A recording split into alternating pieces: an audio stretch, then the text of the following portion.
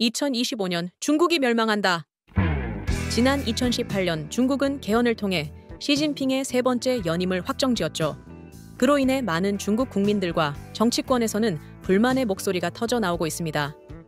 특히 시진핑의 나이가 올해로 71세에 접어들면서 시진핑 후계자론이 거론되며 중국 정치권에선 암투와 여러 권모술수들이 오고 가고 있는 상황입니다. 과연 1인 독재 해온 시진핑의 독재 후계자 세습이 성공할지 아니면 거대한 변화가 올지 어쨌든 중국은 큰 위기와 변화란 운명을 맞이할 때가 왔습니다.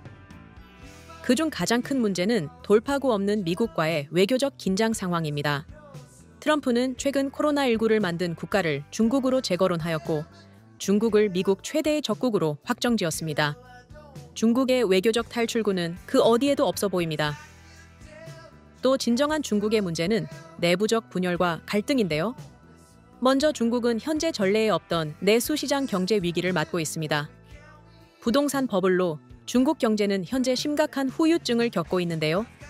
현재 부동산 시장은 국가 GDP의 약 40%를 차지했으며 건설업체와 은행의 자본이 지나치게 집중돼 다른 산업들이 정부와 청년들에게 외면받고 있습니다. 그 결과 2025년 중국의 내수 경제는 거의 붕괴될 정도로 위축되었고 사회 신뢰도와 경제적 안정성이 크게 추락했습니다. 게다가 부동산 쏠림 여파로 중국은 대한민국보다 더 심각한 청년 실업과 비혼, 비출산 문제를 맞고 있습니다. 2024년 통계에 따르면 중국의 청년 실업률은 18%, 대한민국 청년 실업률은 6%입니다. 현재 중국의 청년 집계 나이는 16세에서 24세까지며 대한민국은 15세에서 29세 기준입니다. 이는 각 나라마다 조기 취업 및 군대와 교육을 마치고 사회에 나오는 연령 범위를 고려한 것입니다. 그런데 문제는 이러한 정체된 중국 경제를 이끌어갈 대안이 전혀 없다는 것이죠.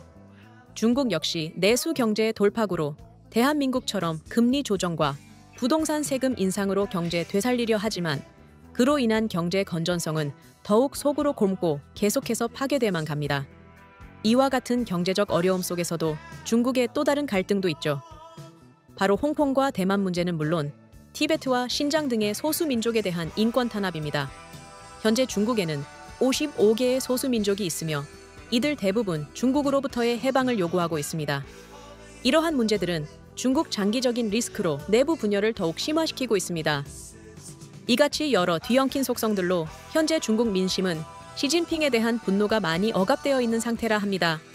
또 시진핑의 후계자론이 거론되며 권력을 둘러싼 중국 정치권에서의 혼란은 더욱 커져만 간다는 사실. 이러한 상황에서 좁은 땅덩어리 대한민국이 단결하고 화합하여 정신만 차린다면 다시 한번 옛 고구려 만주벌판 달리는 일도 꿈같은 이야기만은 아닐 텐데 말이죠. 그런데 지금 대한민국 지도자들은 무슨 짓을 하고 있죠? 왜 중국을 집적거려요? 그렇게 하시려고 그냥 대만에도 왜 기본소득을 모든 국민에게 똑같이 주느냐. 그 돈이 이재명 개인의 돈이 아니라 바로 우리 국민의 세금을 받아서 헬리콥터 위에서 그냥 돈 뿌리는 것보다 더 나쁜 것입니다. 헬리콥터에 뿌리는 돈은 저는 페미니스트 대통령이 되겠습니다. 중국 모흥이 중국만의 꿈이 아니라 아시아 모두 나아가서는 전 인류와 함께 꾸는 꿈이 되길 바랍니다. 대한민국, 우리의 조상 광개토대왕비가 있는 지린성까지 영토 확장할 날이 오긴 올까요? 당신의 생각이 궁금합니다. 댓글로 의견을 달아주세요. 좋아요와 영상 공유 많이 해주시고요. 함께 토론해 봅시다. 페미니스트